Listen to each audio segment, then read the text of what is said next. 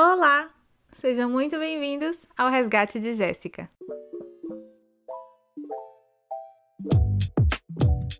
Oi, gente! Muito bom ter vocês aqui mais uma vez.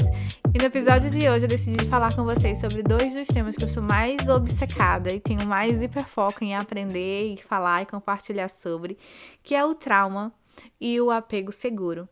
Eu decidi, trazer esses dois temas e mostrar como que eles se correlacionam, porque foi, se a gente fosse falar daquela questão das fichas, das fichas que caem, das chaves que viram, esses são os dois temas, assim, que mais elucidaram para mim muita coisa em relação à minha infância e a esse processo, de resgate e de cura da minha criança interior. Porque tem muitos mitos em relação ao trauma. No contexto que a gente vive hoje, a gente vê que a palavra trauma ela tá muito em voga, então tem muita atenção, o que é massa, o que é legal, porque traz o assunto para o debate, deixa as coisas mais simples e todo mundo hoje, como eu aqui, mesmo não sendo psicóloga, psiquiatra, tô aqui falando desse assunto porque eu acho de suma importância e eu sei a diferença de que entender sobre isso fez na minha vida e está fazendo na minha vida. E por isso, na verdade, que eu decidi criar esse podcast, porque eu tava meio que transbordando, assim, de tanto conhecimento e eu vi que se estava fazendo diferença na minha vida, seria, um desserviço não compartilhar, E eu acho também que é porque eu, por exemplo, como eu falei, eu não sou psicóloga, eu não sou psiquiatra, mas eu já fiz diversos cursos na área, eu tenho a formação Trauma Informed, que é a abordagem informada sobre o trauma. E tenho, a pós-graduação em educação parental, educação positiva, que é muito embasada sobre as ciências atuais do trauma, ciência moderna do trauma. E tenho, a formação da certificação da doutora Nadine, que é lá do estudo ACEs, que a gente falou, se eu não me engano, no episódio 1, se eu não me engano. E então, sim, eu vou trazer, na medida do possível, conhecimento científico, mas na verdade, o que eu queria, compartilhar com vocês é só fazer essa correlação sobre para que a gente possa sair daqui hoje, entendendo exatamente o que é o trauma e entendendo por que o apego seguro é tão essencial na prevenção do trauma. Então vamos lá. Primeiro de tudo, eu acho muito importante que a gente esclareça então aqui o que é trauma. Na elaboração do meu TCC, esse foi um dos assuntos que eu falei, eu trouxe a definição do trauma e para trazer esse conceito, eu me respaldei em autores como Gabor Maté, que é um dos profissionais da área mais renomado na atualidade, e o Peter Levine também, que é especialista em psicotraumatologia, e o Bessel, que é o autor, eu até trouxe aqui, é o autor desse livro, que é sobre o trauma, que eu super recomendo. É um livro denso, porém eu acredito que ele traz todos os conceitos e esclarece todas as dúvidas, então eu considero que é um dos principais para quem realmente for mais um pouco nerd e quiser realmente mergulhar no assunto. Porém, é denso, não é como da doutora Nadine, que é uma linguagem mais simples. E em português, esse livro se chama O Corpo Guarda Marcas, e em inglês é esse aqui, se vocês não estiverem vendo na tela, The Body Keeps the Score. Então, quando eu estava fazendo esses estudos sobre o trauma para fazer meu TCC, uma das coisas mais interessantes foi poder entender a definição do trauma. Obviamente tem várias teorias, tem vários autores, mas como eu falei, eu estou me respaldando nesses três. E uma das coisas assim mais essenciais para mim foi realmente ter aquela clareza de que trauma não é um evento, não é o evento. No sentido de que a gente tem essa ideia de que trauma é algo que, no senso comum, seria um evento com potencial traumático para qualquer pessoa. Não significa que isso não pode causar um trauma. Pode. Então, vou dar um exemplo para poder esclarecer. Então, por exemplo, coisas comuns que têm potencial traumático, que poderia traumatizar qualquer pessoa.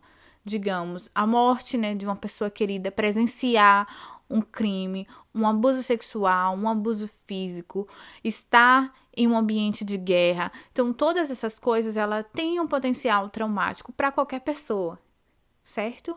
Só que o que mais interessante foi porque nesse livro, principalmente, que eu me recordo do exemplo bem claro, né, nesse livro do Bessel, ele vai falar o seguinte, que o que é interessante quando ele estava estudando, né, soldados de guerra. Então, por exemplo, né, de se esperar que pessoas que estavam, né, soldados que estavam ativos em combate durante guerras, ao retornar, desenvolvam o que é chamado TEPT, que é o transtorno do estresse pós-traumático, certo? Só que aí, o que ele vai trazer, né, em vez de focar nessas pessoas, na verdade, ele faz o seguinte questionamento.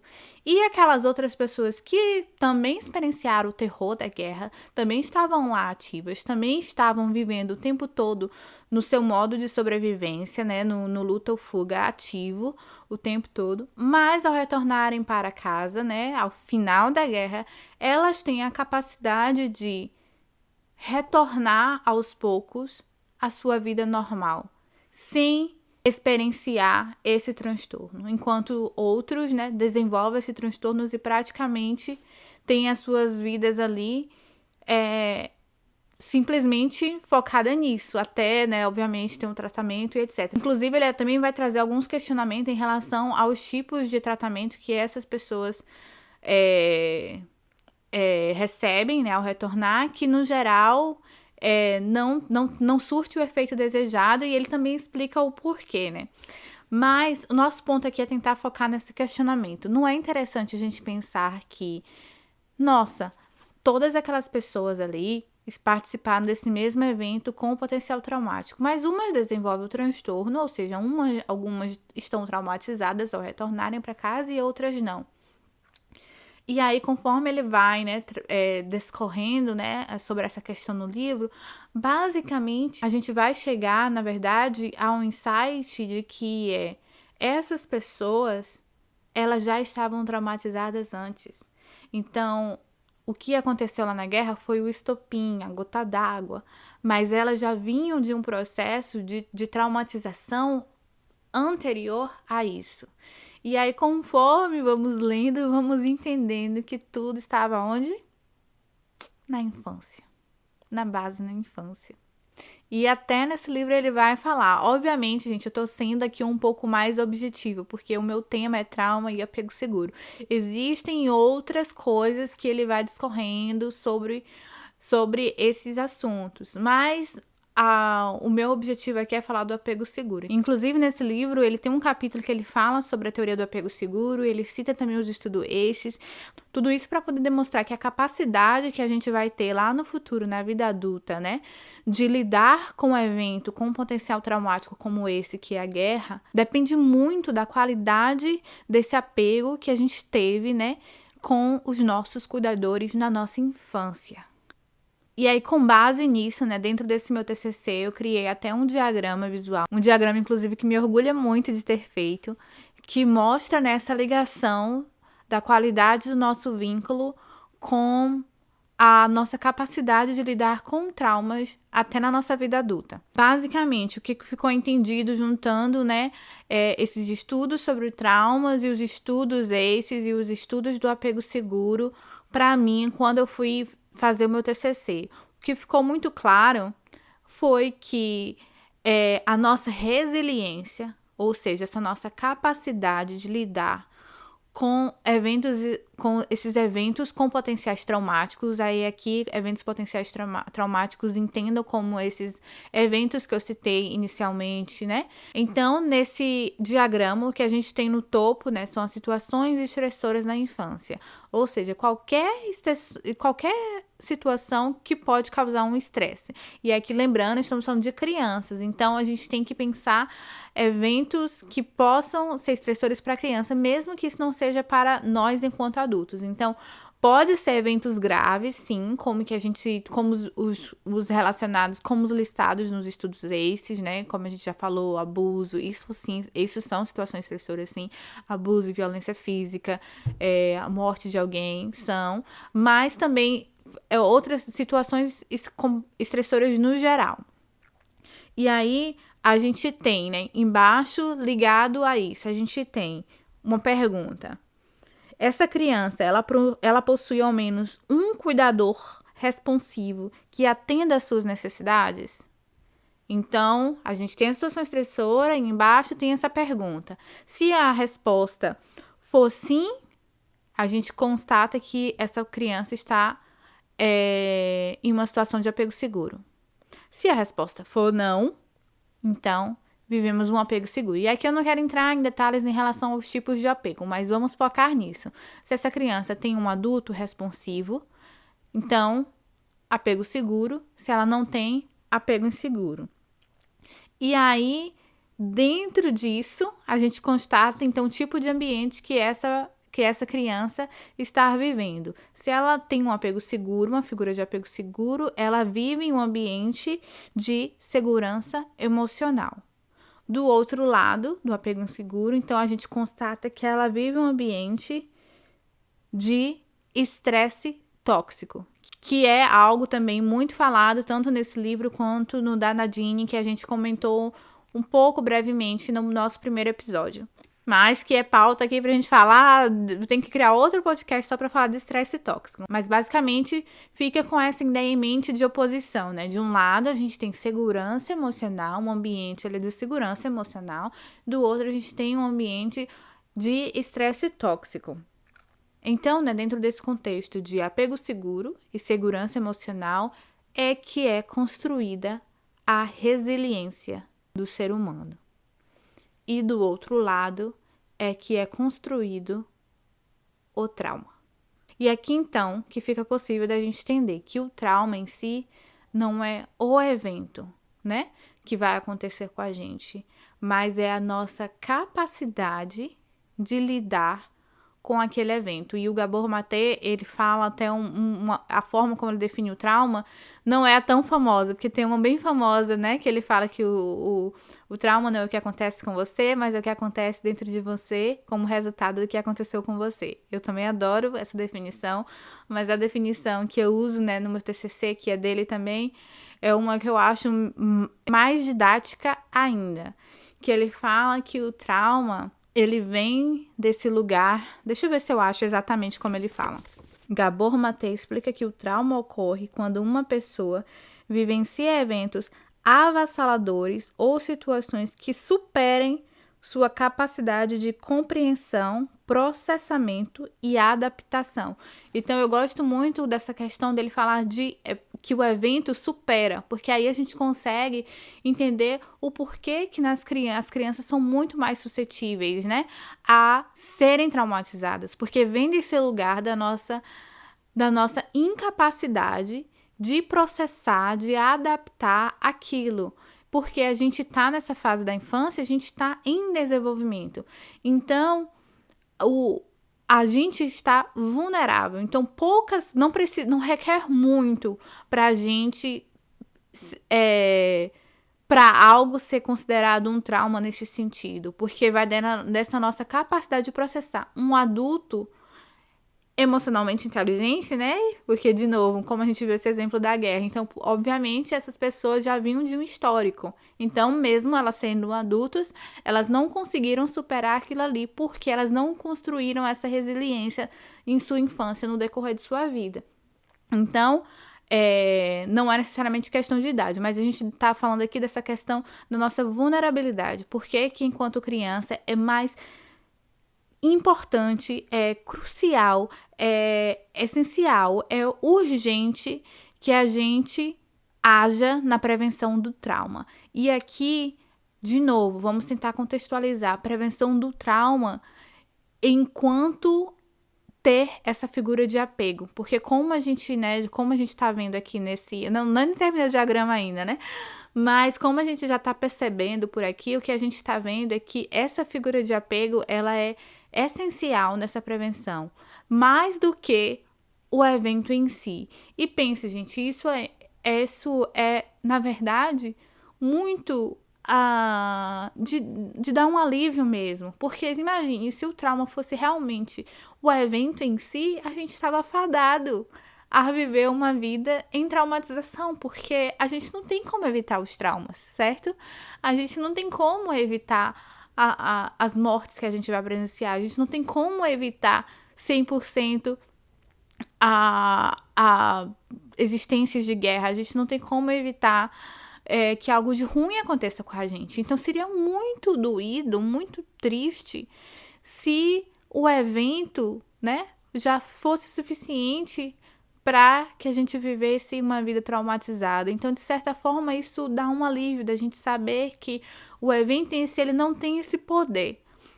Mas a gente tem, o que a gente tem, né, como poder é criar uma relação de apego seguro para nossas crianças, para que elas construam essa resiliência, para quando esses eventos acontecerem, elas saberem que tem com quem contar. E aí, no decorrer até da vida adulta, por conta desse histórico, né, coisas ruins aconteceram, mas eu tinha alguém com quem contar e eu sei que isso passa. E aí, esse histórico vai lá no futuro fazer com que a gente, mesmo na vida adulta, a gente tenha essa capacidade resiliente de poder lidar com as nossas situações adversas, com eventos com potencial traumático e todas as nossas, né, adversidades e dificuldades. Mas voltando ao diagrama. E aí a gente tem, né, esses dois lados, resiliência e trauma, apontando para o meio. E nesse meio é onde a gente tem o evento traumatizante na vida adulta. Aí embaixo, né, tá comigo ainda resiliência e trauma de um lado, né? E aí embaixo que eu tenho, né, uma régua. Enquanto essa régua aqui do lado, né, esquerdo, que é onde tem apego seguro, segurança emocional e resiliência, essa régua ela tá apontando para esse lado, pro lado esquerdo, porém, você vê a cor dela sendo diminuída na linha do tempo. Então, a gente tem uma régua do tempo e essa régua, ela vai diminuindo a sua tonalidade ao ponto de que ela desaparece. Enquanto que do outro lado, a gente tem apego, onde a gente tem apego e seguro, estresse tóxico e trauma, essa régua ela continua consistente em tamanho e em cor, não desaparecendo. O que a gente tem do lado esquerdo, então, onde ela está desaparecendo? Impactos do evento traumatizante diminui com o tempo. Isso que a gente entende. Então, esses impactos, né, que acontece, que é normal, porque também não é normal a gente passar por esse momento estressante e a gente não sentir nada. É normal, por exemplo, se alguém morreu, alguém que a gente né, que a gente ama, que é do nosso contato, a gente passa por aquele processo de luto. Ter o luto em si é normal, inclusive importante. Porém, com o passar do tempo, esses impactos eles vão sendo diminuídos quando dentro desse contexto, apego seguro, segurança emocional, resiliência. Do outro lado, a gente já vê que não acontece a mesma coisa. A gente vê que impactos do evento traumatizante persistem apesar do tempo, que é o que o Bessel vai chamar de flashbacks, que são esses momentos quando a pessoa tem, né, o transtorno do estresse pós-traumático, esses momentos em que ela age ainda como se estivesse dentro daquele trauma. Ela vive, né, às vezes o tempo todo, às vezes a partir de um gatilho, mas ela fica dentro daquela presa dentro desse evento. Então, mesmo com o tempo, o mesmo tempo não é capaz de aliviar. Passou 10, 15, 20 anos, seja lá quanto tempo foi, a pessoa sente do mesmo jeito como se o evento estivesse acontecendo naquele momento. Então, o tempo não é suficiente para poder aliviar a dor, os impactos, como acontece no outro lado. E aí, né, para arrematar essa contextualização desse link entre trauma e apego seguro, eu vou trazer uma citação que me toca muito, que é uma citação do Peter Lavigne e da Anne Frederick. E aí eles falam o seguinte: o trauma não é o que nos acontece, mas o que guardamos dentro na ausência de uma testemunha empática. E aí, para mim, isso deixa muito explícito o quão importante é, quando a gente se fala de trauma, da gente falar de infância. Porque a ausência dessa figura empática, né, que nada mais é do que a ausência de um cuidador primário que a gente possa confiar, ela é crucial na nossa saúde, né? Como a gente viu, essa questão de trauma, ela tem a ver com a nossa saúde, não só mental, mas física, biológica, saúde, né? Enquanto tudo, é crucial. Então, para mim, é essencial esse trabalho da gente, não só, né, vocês que estão ouvindo aqui, que eu imagino estão nessa busca, né, de resgate também, assim como eu, mas é muito importante que a gente, não tem como, para mim, a gente falar de tudo isso que a gente tá falando aqui, a gente não olhar para a infância. E quando eu falo para a infância, eu falo de agora, não só a nossa, mas olhar para as crianças ao nosso redor. E ter esse olhar, porque o que as experiências que elas estão tendo hoje vão impactar elas na vida adulta.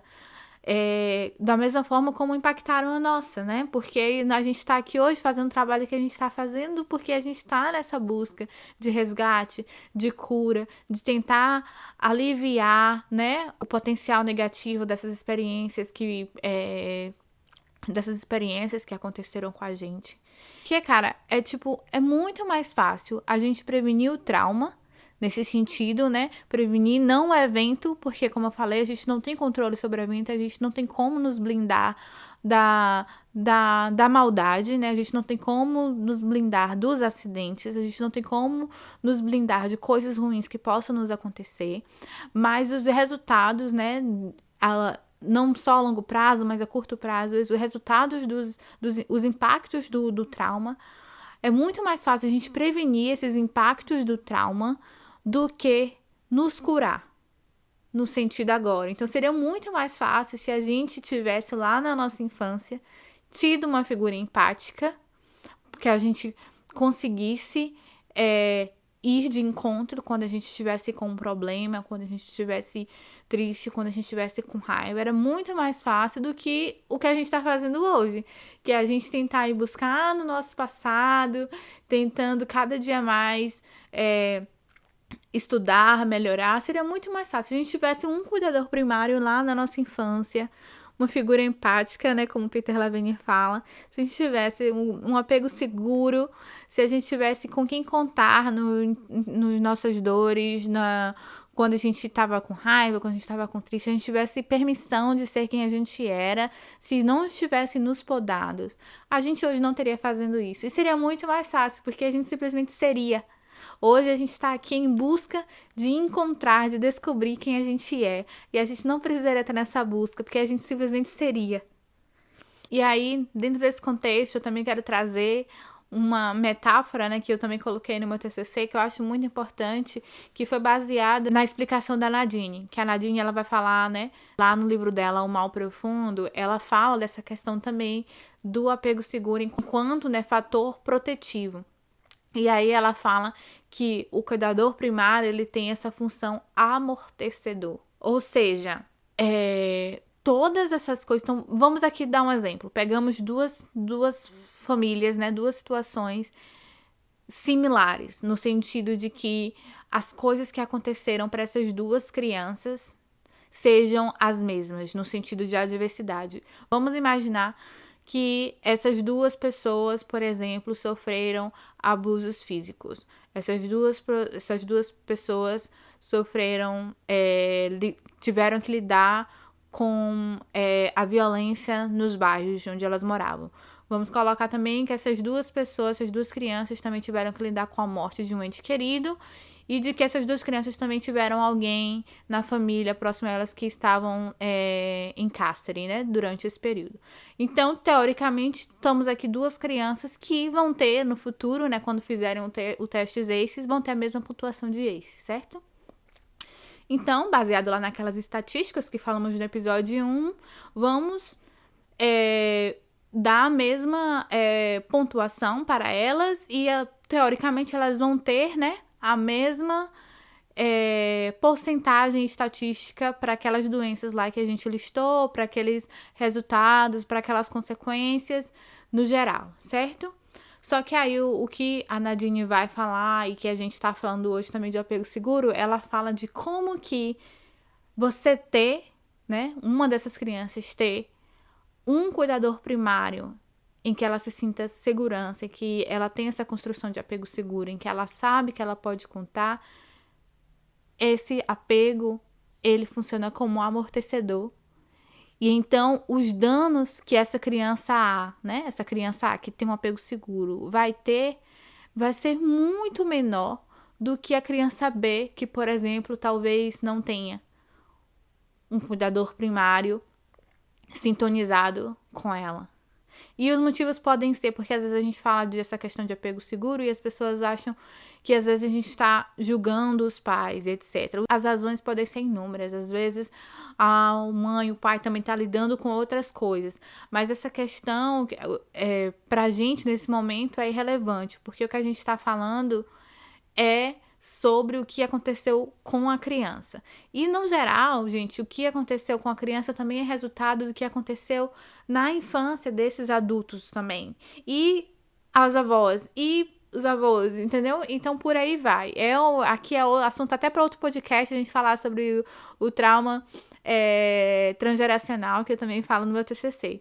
Mas o que eu tô querendo dizer nesse momento é sobre de como é tão crucial essa presença de uma figura de apego seguro, de você ter alguém com quem contar na sua infância, que até as adversidades, as consequências deles serão diminuídas. Então é tão poderoso você ter um apego seguro que mesmo que você sofra, ele vai ter ele vai ter um impacto menor do que a da pessoa que não teve com quem contar. E aí eu vou dar um exemplo também do Gabor Maté, que foi numa entrevista que eu vi recentemente dele. A pessoa, uma mulher, estava dando um relato para ele, falando da infância dela. E aí ela fala, né, de um abuso que ela sofreu, né? E aí ele pergunta, né? Ela dá o relato, fala do abuso. Ele fala, e aí, depois você contou pra quem? Pra quem que você correu pra contar? E aí ela fala, ninguém, nunca contei pra ninguém. E aí ele fala, é porque você já estava traumatizada. Então, o trauma veio antes. O trauma veio dela não ter essa figura de apego seguro. E o que é muito comum, eu também sofri abuso na infância, né? O meu primeiro abuso, na verdade, eu tinha 7 anos. E essa é a terceira vez, na verdade, na vida que eu falo sobre isso. A primeira vez tem apenas 4 anos. Que eu falei pra minha psicóloga, a segunda pessoa foi meu marido, e hoje é a terceira vez. E é muito real, porque quando ela falou isso, eu também me vi nessa situação, porque eu nunca contei pra ninguém. Eu fui falar a primeira vez recentemente, chegando nos meus 30 anos, sobre isso, quando eu falei dentro do contexto terapêutico, foi a primeira vez, e ainda demorei. Só fui contar pro meu esposo depois que a gente já estava casados. E aí, quando a gente pensa, quando você imagina uma criança de, sei lá, 7, 8, 5 anos, seja lá a idade que for, passar por uma situação dessa, ou qualquer outra situação parecida, situação de perigo, eu tive inúmeras. Eu lembro de uma vez eu fui atropelada por uma bicicleta, quebrei meu dente, e aí eu vou pra casa da vizinha e eu peço pra ela não falar, tipo, meu dente da frente quebrado, e eu, como, né, pedindo assim, não conta lá em casa, não conta pra ninguém. E daí você tira, porque, de novo, pra um adulto, eu sei hoje, enquanto adulta, que eu poderia ter contado pra minha mãe, pro meu pai, pra minha tia. Eu sei que eu tinha com quem contar hoje, mas pra a criança saber que ela tem que contar, essa relação tem que ser construída em todos os momentos, para que em todos os momentos essa criança sinta algum desconforto, ela sabe que ela possa pedir ajuda. Porque não adianta a gente falar para a criança, né, enquanto pai, enquanto mãe, não, você sabe que você pode contar comigo. Isso não adianta. Não adianta se você falar isso e quando a criança quebrar um copo, você gritar com ela, dar um tapa. Entendeu? Porque para a criança, nessa fase de desenvolvimento, o que conta é o histórico de segurança. Se a criança tem medo de você, ela não vai saber distinguir, né, o medo que ela tem de você de apanhar porque ela fez uma coisa errada, ou o medo de apanhar porque fizeram alguma coisa errada com ela. Ela não tem como distinguir isso. Então, essa relação tem que ser construída em todos os momentos. Quando vocês estão brincando, quando vocês estão conversando, quando ela tá com birra. Essa relação de segurança tem que ser construída em todos os momentos. Só assim essa criança vai ter a confiança de que em outras situações em que qualquer algo acontecer, ela sabe que ela tem com quem contar. E acabei desalinhando um pouco aqui, tive que dar uma pausa, mas vamos voltar falando sobre a metáfora que eu ia falar sobre essa questão do efeito amortecedor, né, que a Nadine traz. E aí eu acho que fica bem mais fácil poder explicar isso. Aí eu coloquei assim, né? Imagine, por exemplo, as consequências de uma pessoa tendo que cruzar uma ponte fina de 10 centímetros, estando a uma altura equivalente à de um prédio de 5 andares, sem nenhuma proteção. Conseguiram colocar essa imagem? Prédio de 5 andares, uma ponte fina de 10 centímetros apenas, e a pessoa tem que passar por ela sem nenhuma proteção. Agora você imagina essa mesma pessoa tendo que fazer a mesma coisa, mas dessa vez tendo ciência de que embaixo dela tem uma cama elástica gigante e ela está usando todos os equipamentos de segurança necessários. Conseguiram imaginar? Então, embora o medo, o terror, o estresse ou quaisquer outros fenômenos que possam acontecer com esse indivíduo ao olhar para baixo sejam fisiologicamente os mesmos, né? Porque nessas duas situações, o que vai acontecer é você olhar para baixo, né? Sendo a mesma pessoa, você vai ter o mesmo resultado fisiológico no sentido de resposta a essa situação de estresse, de medo e de terror. Mas os resultados e as consequências de ambos os cenários serão devastadoramente diferentes, certo? Porque no primeiro exemplo, se essa pessoa passar, não tem nada embaixo, a essa mesma altura, sem nenhum equipamento de segurança, se essa pessoa tropeçar e cair, acabou. Já na segunda situação, por mais que a pessoa esteja passando pela mesma coisa fisiologicamente, ao passar, ela sabe que por mais que ela cair, vai vir um medo, vai vir um terror, os resultados serão diferentes, porque ela vai estar protegida. Ela tem algo abaixo que vai confortar essa queda. Embora a parte fisiológica que aconteça seja mesmo, os resultados e as consequências, elas vão ser bem diferentes do exemplo A para o exemplo B. E aí eu falo, né? Um cuidador que oferece um apego seguro funciona como essa cama elástica em um evento traumático para a criança.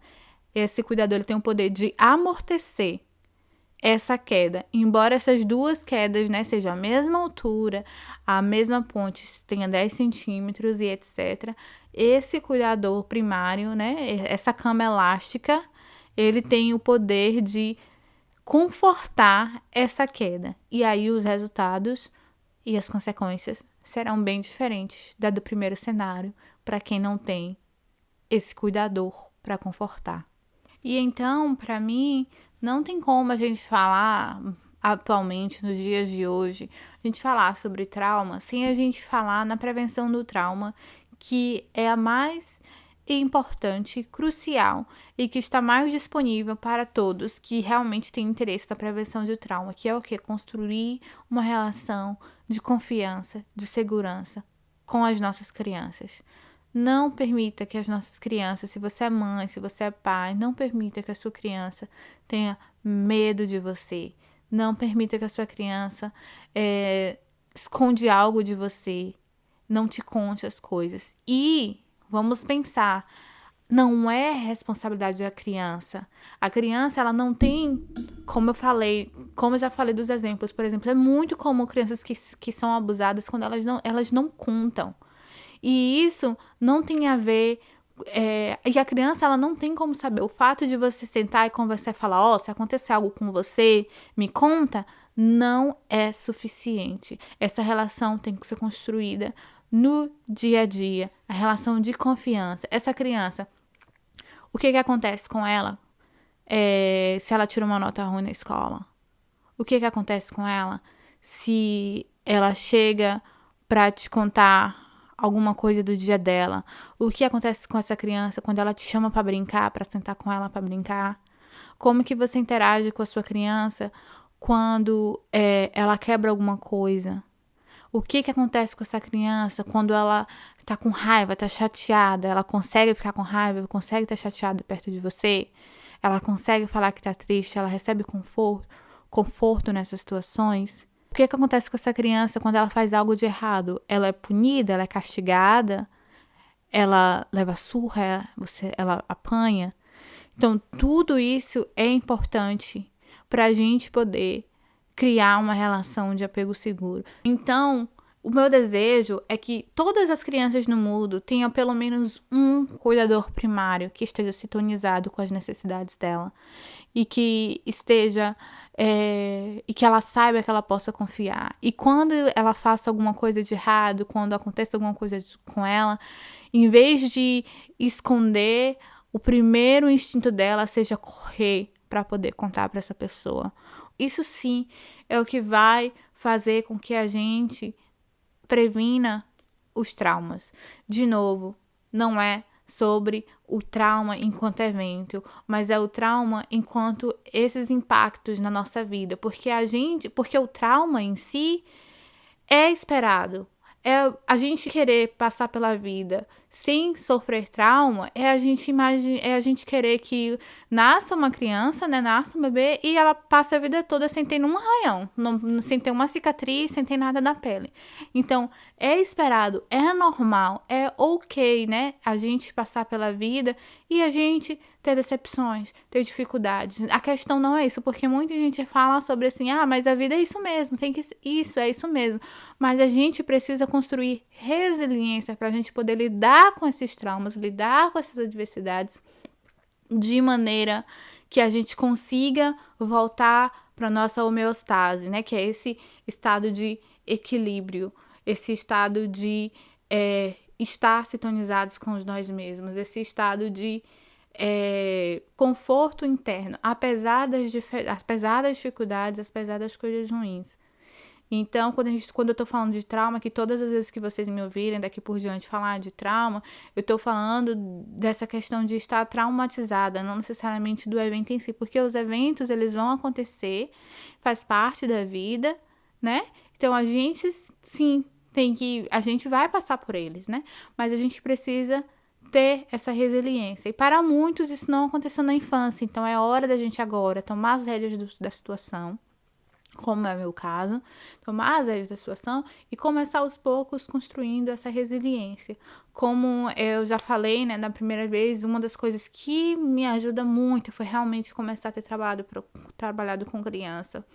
Porque aí você vai tendo esses momentos que você consegue reparar o que você não teve. Então, quando eu faço algo, quando eu ajo de uma forma com as minhas crianças, quando eu falo com elas de um jeito em determinada situação que eu sei que não seria que não aconteceria comigo, de certa forma isso me faz ressignificar aquele evento, me faz ressignificar aquela ação, aquela situação, e eu passo a ver aquilo ali não mais como um gatilho, né, dos traumas, do trauma da ausência de apego seguro, mas sim como uma oportunidade de me curar. E cada vez que eu ajo dessa forma, eu percebo que eu vou construindo assim mais resiliência. E é isso, gente. Eu espero que vocês tenham gostado, tenham aproveitado esse episódio de hoje. Eu espero que tenha ficado claro o que eu quis dizer sobre o trauma e apego seguro. Se você parou aqui nesse episódio e não ouviu os episódios anteriores, eu te convido a ouvir o episódio número 1, onde eu falo um pouco também sobre o trauma e eu falo sobre o estudo ACEs. Inclusive, no episódio 1 tem um link do Instagram para você fazer o seu teste ACEs e saber a sua pontuação. E se você chegou até aqui, se você tá gostando do que eu tô trazendo, se você tá se identificando com as coisas que eu tenho falado nesses episódios, se você acha que algo que eu falei fez sentido pra você, eu te peço encarecidamente, por favor, siga a gente no Spotify, no YouTube ou qualquer outra plataforma que você esteja ouvindo. E vai lá no Instagram também, @o_resgate_de_Jéssica. E se você acha que o que eu tô falando também pode impactar outras pessoas, compartilhe, escolha um amigo, um familiar, uma pessoa que você acha que vai gostar de ouvir e envie para ela, porque se fez diferença para você, pode fazer diferença para outras pessoas também. E é isso, até o próximo episódio. Um cheiro!